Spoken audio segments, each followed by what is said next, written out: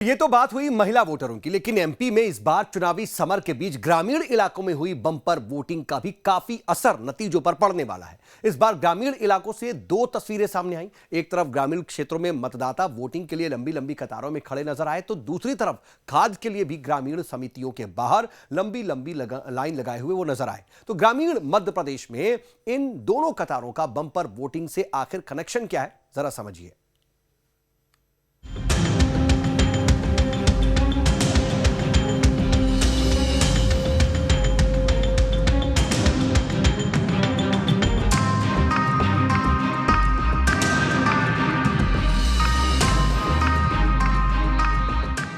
ये दो तस्वीरें आपके सामने हैं। पहली तस्वीर में ग्रामीण खाद के लिए लाइन में खड़े दिख रहे हैं, तो दूसरी तस्वीर में मध्य प्रदेश के ग्रामीण मतदाता वोटिंग के लिए कतार में नजर आ रहे हैं। अब आप सोच रहे होंगे कि इन दो तस्वीरों में आखिर कनेक्शन क्या हो सकता है, तो इसी कनेक्शन का विश्लेषण हम करेंगे।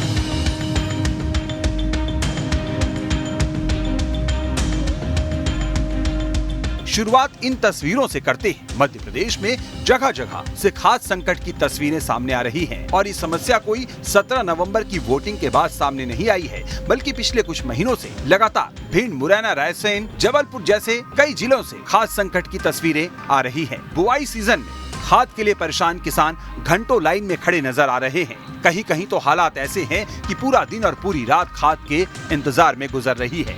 हालात खराब है, तभी तो मुख्यमंत्री शिवराज सिंह चौहान को भी खाद्य समस्या के समाधान के लिए आपात बैठक बुलानी पड़ी।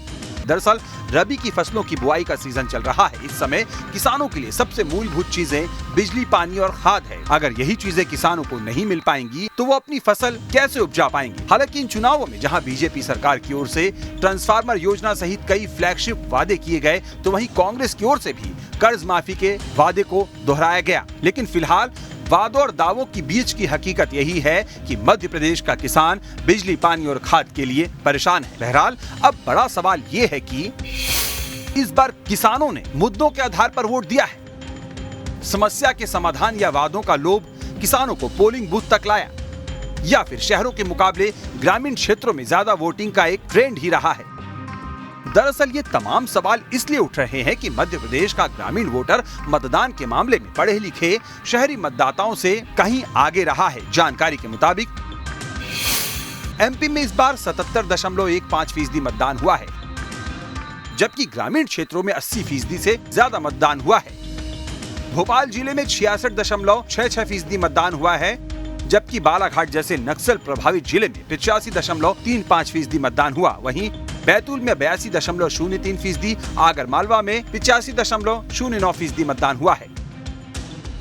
तो आंकड़े बता रहे हैं कि ग्रामीण आबादी वाले जिलों में 80% से ज्यादा मतदान हुआ है। यही वजह है कि जब एक तरफ बिजली, पानी और खाद के लिए किसान सड़कों पर दिखता है और दूसरी तरफ वही किसान जब पोलिंग बूथ पर कतार में खड़ा नजर आता है, तो इस भीड़ के सियासी मायने निकाले जाने लगते हैं।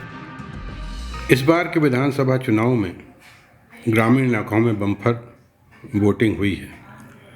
जाहिर है कि लोगों में वोटिंग के प्रति जागरूकता भी आई है, और दूसरे ये भी कारण है कि जिस तरह से राजनीतिक दलों ने किसानों के लिए, ग्रामीण इलाकों के लिए लोक लुभावनी घोषणा की हैं, उसका असर भी कहीं ना कहीं इस ग्रामीण इलाके के मतदाताओं पर पड़ा है।